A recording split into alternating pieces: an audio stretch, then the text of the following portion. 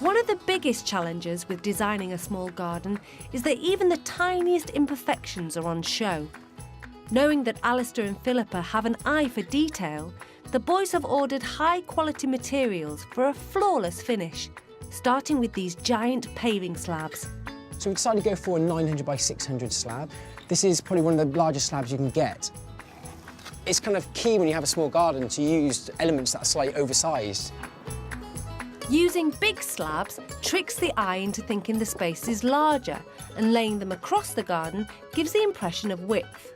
We've also decided to kind of push the slabs up together so there's no kind of pointed line in between. And this really gives us a nice contemporary feel, which links in with the house nicely.